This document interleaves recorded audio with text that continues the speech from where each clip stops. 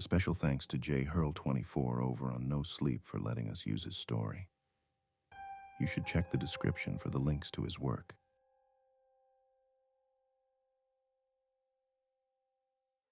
I still have gaps in my memory from when I fell asleep to when I woke up 2 weeks later. All these years later, and I've tried everything from deep meditation to hypnotherapy. Hell, my wife even got me in to see a neurologist that specializes in dementia. I've regained a decent amount, but there are still gaps. I'll do my best to try and recount what happened. Where there's still gaps, I'll do my best to try and fill them in. I asked Will if he experienced the same thing. He said he did, but something never sat right with me. Whenever I asked him about what happened after we fell asleep, he always said he didn't remember with a casual look on his face. The first few times I asked, I didn't notice it. About 2 years after the incident, what we ended up calling that night, Will and I were in my backyard drinking. About halfway through a bottle of whiskey, I asked him if he remembered anything. Now, it could have been the whiskey that lowered his usually stoic demeanor. Either that or I wasn't as drunk as I thought. You sure you don't remember? I asked. Fucking hell, Jay. The only thing I remember is falling asleep in the car and then waking up, Will said. His face stayed the same it always did. But when I looked in his eyes, I noticed something I've seen in the eyes of many people before. Hell, even my own. But never him. Will was afraid of something. The look in his eyes kept me up at night for a while. I had only ever seen Will show two emotions on his face, anger and happiness. Even then, these were rare occurrences when they did happen. Will's eyes always reflected how he was feeling. When he was angry, the green color in his eyes darkened. When he was happy, they would be a shade lighter than normal.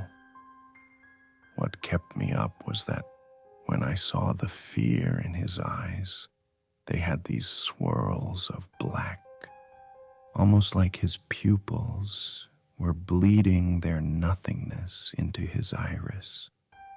It was the first time I saw this in his eyes. I only ever saw it again one more time. I woke up in my room 2 weeks after the incident, after explaining everything to my wife, Mary. She didn't believe me. I couldn't blame her. Who disappears for 2 weeks and just shows up saying, "Hey, I saw some really weird, unexplainable shit and was taken away by Homeland Security, but I don't remember anything that happened the last 2 weeks. How are you doing?" I sounded like I lost it. She made me go to counseling for a few months, and it did help with some things, but I still didn't have any memory of those 2 weeks. She was a lot more distant after I came back, and we went through a rough patch. After some couples counseling, she suggested we try some alternative medicine to get my memory back. There was this feeling inside that remembering was not the solution. When I tried guided meditation, I heard a voice in one of my sessions that caused me to snap out of the meditation when it spoke. "Jay, Will, return." It was the same voice from the recording. I told Mary about the voice and where I recognized it from. After that, she filmed the next meditation session. Apparently, I was muttering to myself throughout the session. I heard the voice again and again, snapped out of the meditation.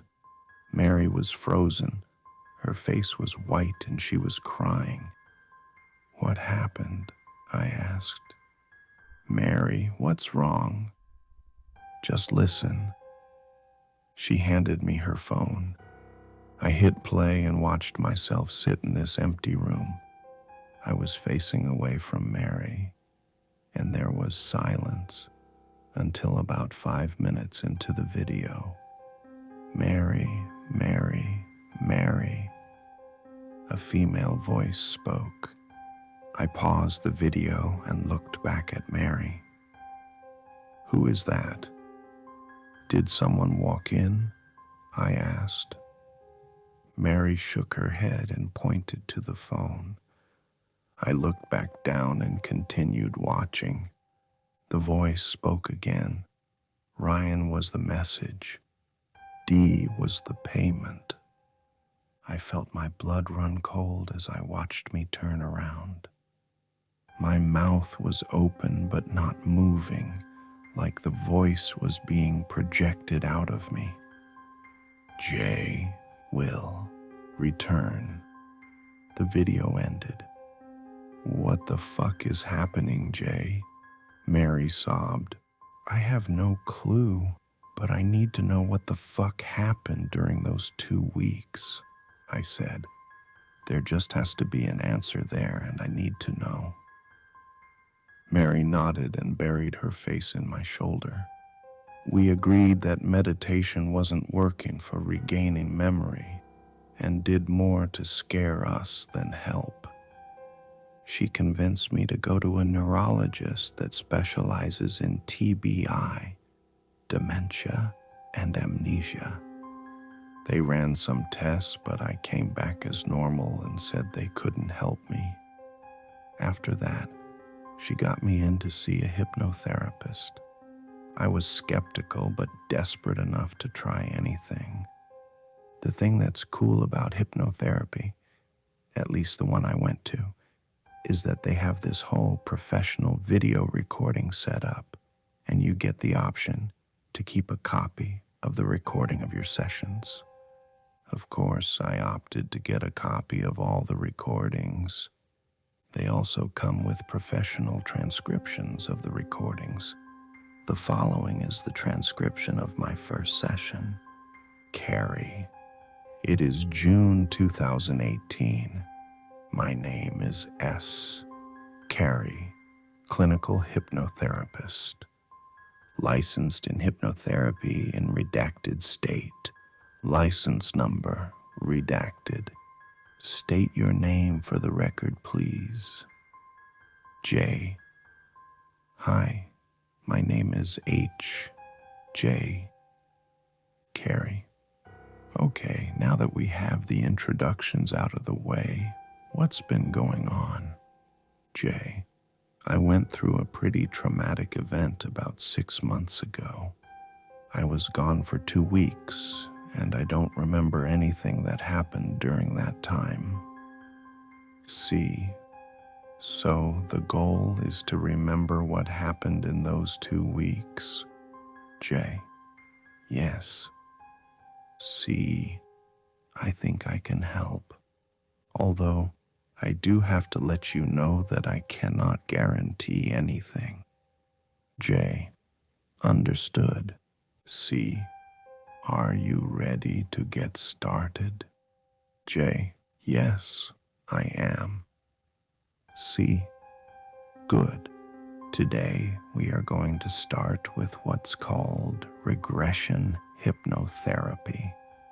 This should help with revisiting those 2 weeks and hopefully bring back some memories. J. Sounds good. C. Go ahead and get comfortable. You can lie down or remain seated, whatever puts you in a more relaxed state. J lies down, then sits back up. J. Okay, I'm ready. C. Good. Now I want you to lay your head back and focus on the ceiling tile. J. Okay. Jay lays his head back. Jay, like this? See? Yes. Now take a deep breath and hold it. While you breathe in, I want you to think back on a time when you were most relaxed, and breathe out slowly through your mouth. While you breathe out, I want you to relax your body. Breathe in and hold. Now, I want you to close your eyes and picture that time when you were most relaxed. And breathe out slowly. Feel yourself sinking into the couch. Jay has let his arms drop to his sides. See? Good. I'm gonna count backwards from 10 now. Breathe in and hold. 10. Breathe out slowly, relaxing deeper into the couch. 9. Breathe in and hold. 8. Breathe out slowly. Feel yourself falling into a deep sleep. 7. Breathe in and hold. Breathe out slowly. 6. Breathe in and hold. 5. In and hold. 4. And out. I want you to picture the last thing you remember before the missing 2 weeks. 3. Now when I get to 1, you will put yourself back to that memory. 2. In and out. 1.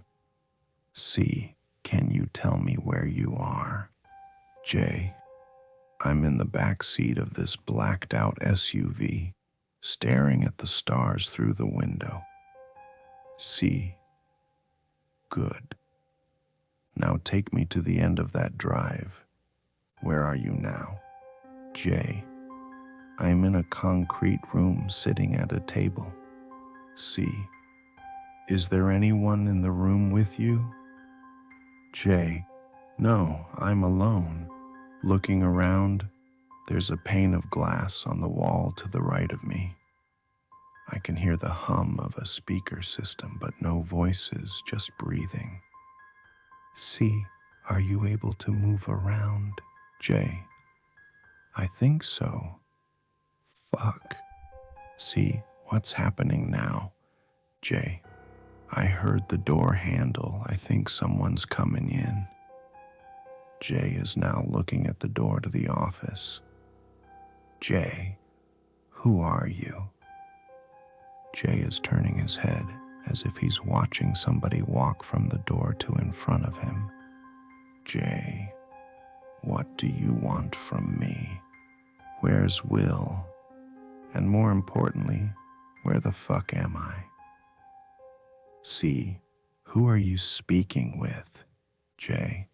That doesn't tell me shit. Who the fuck are ye? J blankly stares at Carrie. C. J. J must remember. J will return. It has been noted as important by the hypnotherapist to specify that Jay's mouth was unnaturally wide open while a voice spoke through him. C. What the fuck are you? J. Unintelligible screaming. End of session 1. The footage abruptly ended after I screamed, and I don't remember any of this.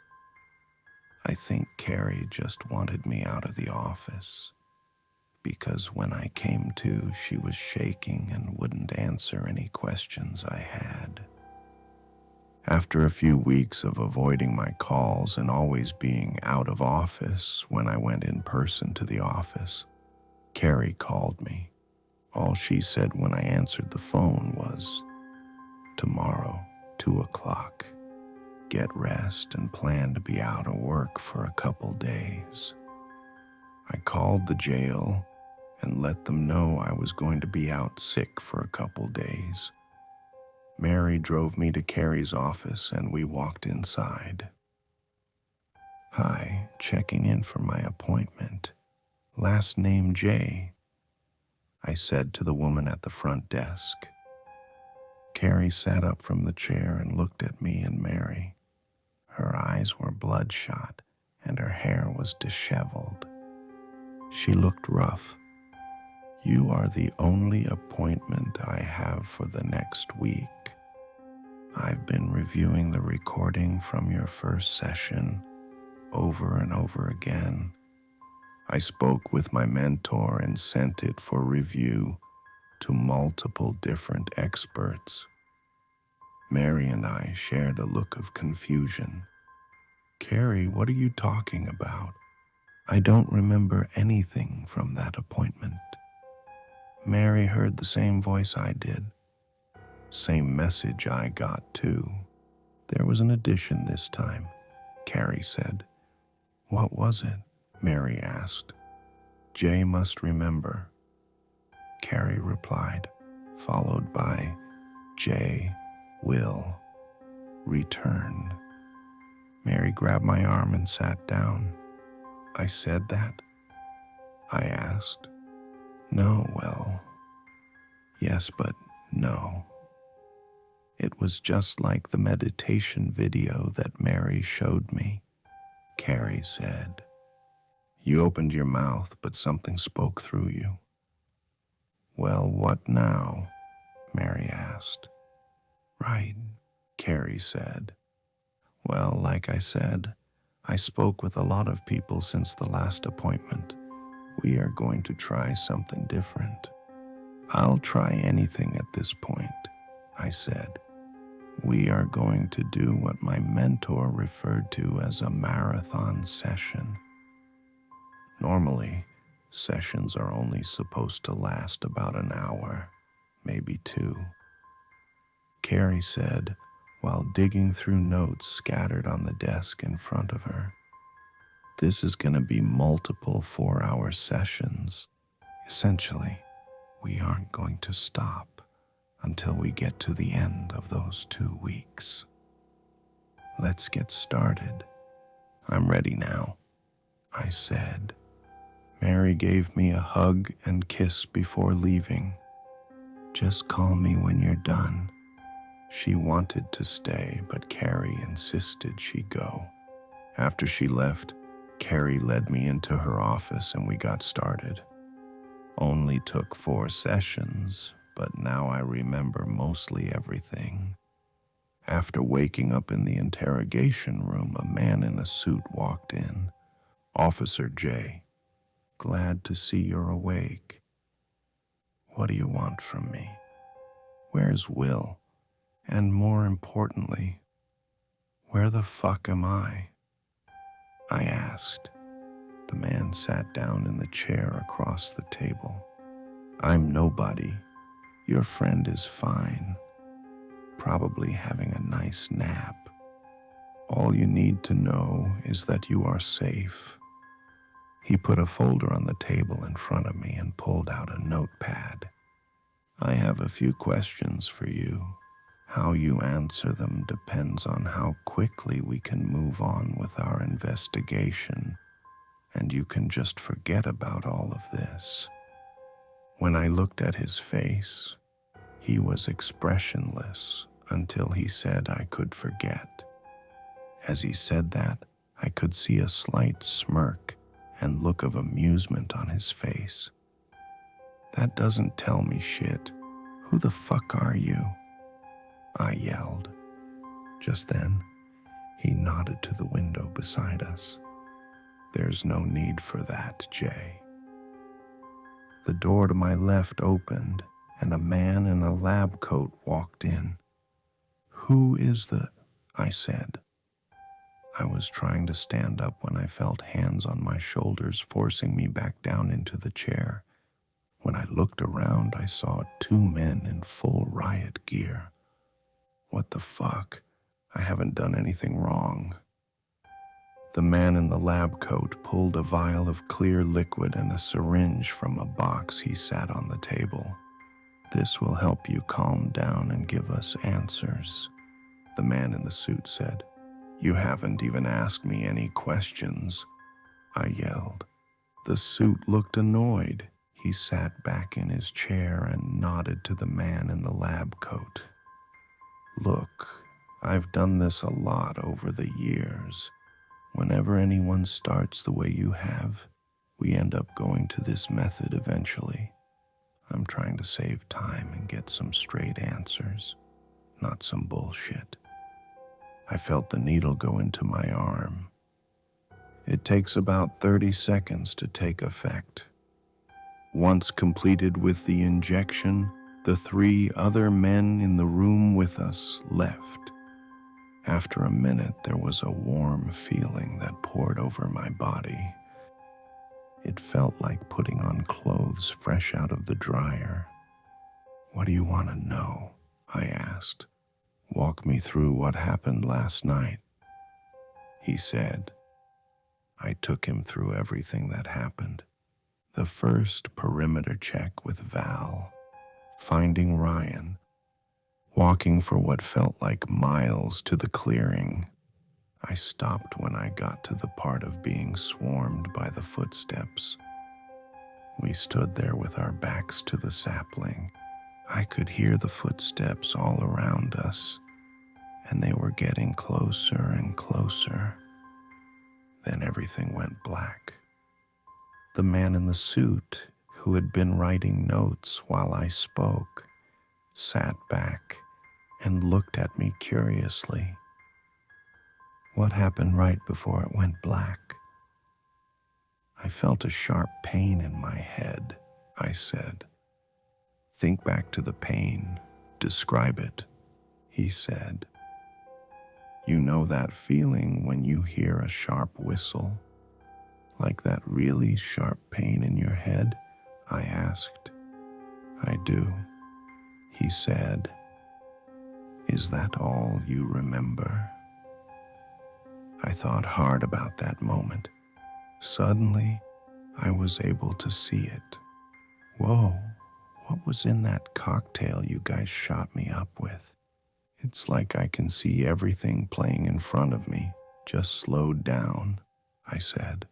The suit continued writing notes. "Never mind that. Focus. Is there anything new you notice?" "I do," I said. I felt my heart drop when I saw it. "Corporal D is whistling." "And you didn't know that before?" he asked. "No. Like I said, I just remember the pain and then everything going black." I said, "Why is Corporal D whistling significant?" he asked. When he asked this, I got the feeling that he was looking for a specific answer. I never said it was significant, just that it was something I didn't notice before. He pulled a paper out of the folder and slid it to me. "Where do you think the rules came from?" he asked. "Rule number 1, don't whistle at night." I picked up the paper and immediately saw the unmistakable title. 5 rules every officer must follow to survive graveyard. This one was old. The page was stained by the oil of years' worth of fingers touching it. "This is the original, isn't it?" I asked. The suit nodded. "Look closely at it," he said. "Notice anything different about the copy you were given?" I looked it over carefully. All the rules were there. The wording wasn't any different than what I saw before. That was until I got to the very bottom of the page. "Created by Agent Smith, J. 1975. I read. When I looked up, I saw the suit was watching me. I looked closely at him and noticed his hair was white and his face wore the wrinkles of years of stress. "You're Agent Smith, aren't you?" Agent Smith smiled with amusement and chuckled softly. "Yes, that's me." "Do you know what the woman wants with us?" I asked. His face dropped. No. He was cut off by the sound of wet footsteps approaching the door. "Wrap it up, Smith," a voice said over the speaker. The footsteps stopped. I looked at Smith. He looked terrified. The room fell silent. After a minute, there was a high-pitched laugh.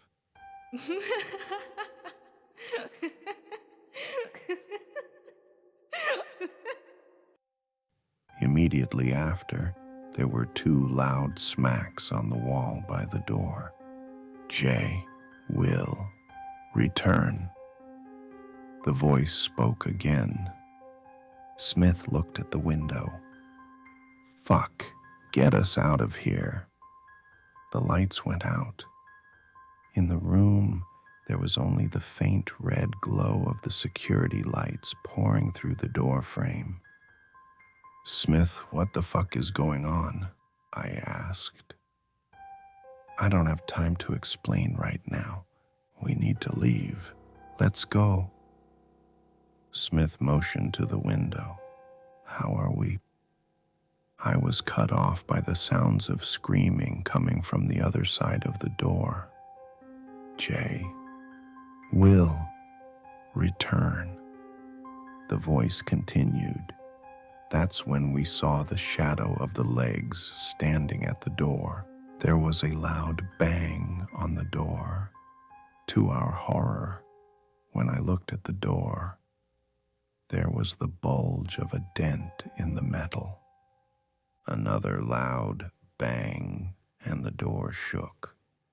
I looked at Smith, who was desperately trying to break the glass. Through the darkness, I could see figures on the other side doing the same. "I don't think we have much time, Smith. That door can't take much more," I said, panicking. Another bang. The door bowed at the top, and I could see the ceiling tiles just outside were coated in blood. "Jay, Will, return."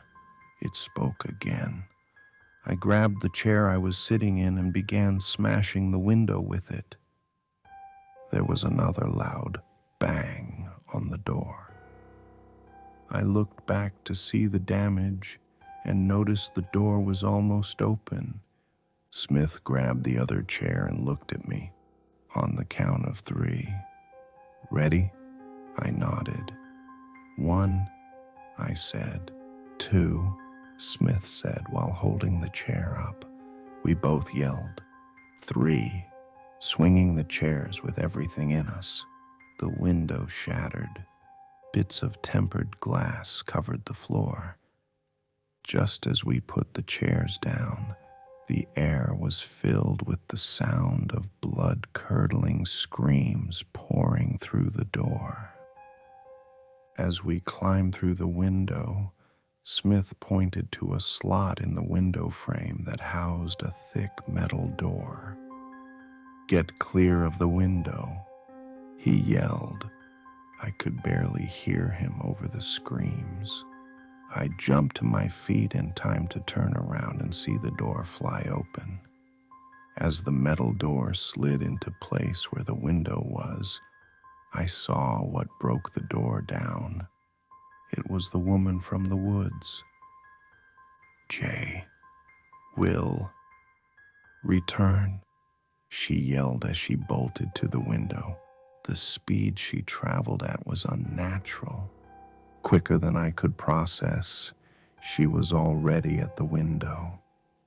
Smith grabbed me as the metal slammed shut. "Let's go," he said. I turned around and ran with him and a group of people through the door behind us. "Jay, Will, return," the woman shouted. I looked over my shoulder to see her standing in the room we had just come from. "What?" I stammered. "How?" When I looked back ahead, I saw everyone else had stopped.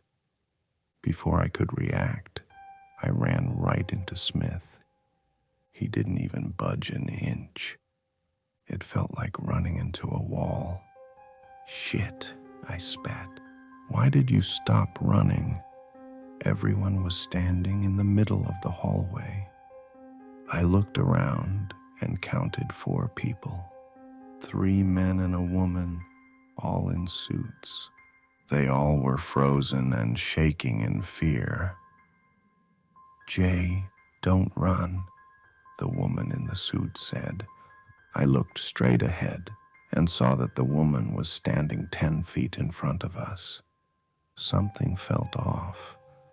When I looked past the woman in front of us, I saw what caused the 2 thuds on the wall earlier.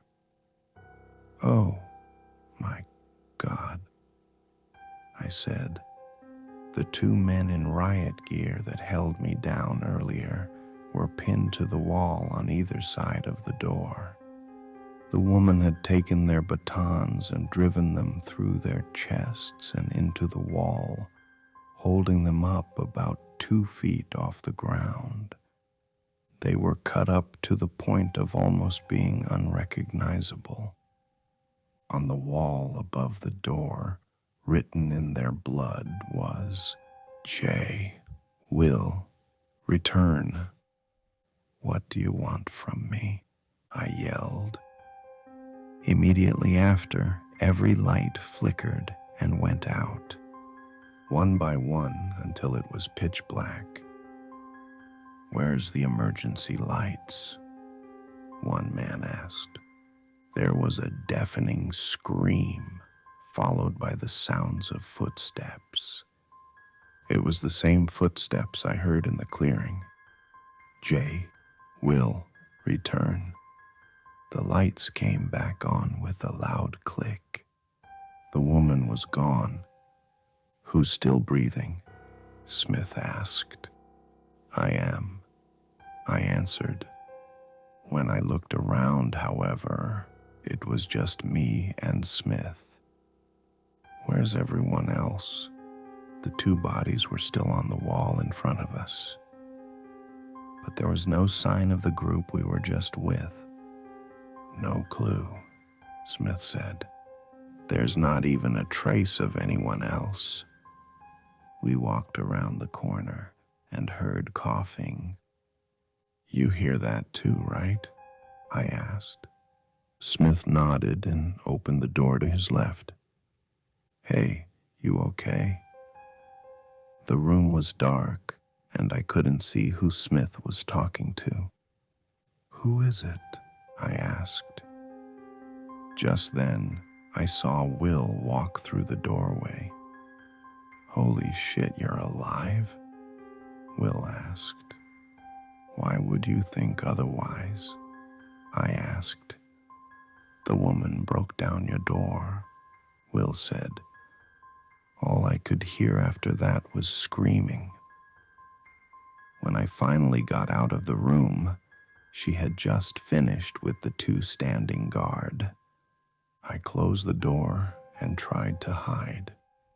Next thing I knew, Smith here opened the door. "Great reunion, but we need to fucking go," Smith said. We followed Smith through the maze of hallways and doors. We finally arrived at a big red roll door. "Is this the way out?" I asked. "Yeah," Smith said. He walked over to a panel on the side of the door and pressed a button. "Let's hope it's not on lockdown." A siren alarmed, and the door began to open. When the door opened enough to see outside, my stomach dropped. There was a dirt trail leading from the door into a dense forest. "What fresh hell is this?" Will asked. The light from the room we stood in lit up the trail and revealed a trail of blood that started at the door and led off the trail and into the woods. I heard a voice in my head, "Jay, Will, return." I looked at Will and could tell by the look he gave me We received the same message. As we stepped through the door, I woke up in Carrie's office. "Holy shit," I said. "That was pretty intense." Carrie said she was shutting off the camera. "You were under for about 3 hours. Why didn't we go the full 4? I asked. "Give me 1 second. I need to pull up the footage and see if the camera picked it up." She said, "Okay," I said. She pulled up the last 10 minutes of the recording. All was normal. I was talking about what I was seeing. "Jay will return," the woman's voice whispered. It was faint but clear. Unlike last time, there was no evidence it came from me, and the camera covered basically the whole room, including Carrie. It was clear she didn't say anything. "That wasn't you, was it?" I asked. "Of course not," Carrie said. Just as she put the camera back, we heard the voice again. "Jay must remember." We froze and looked at each other.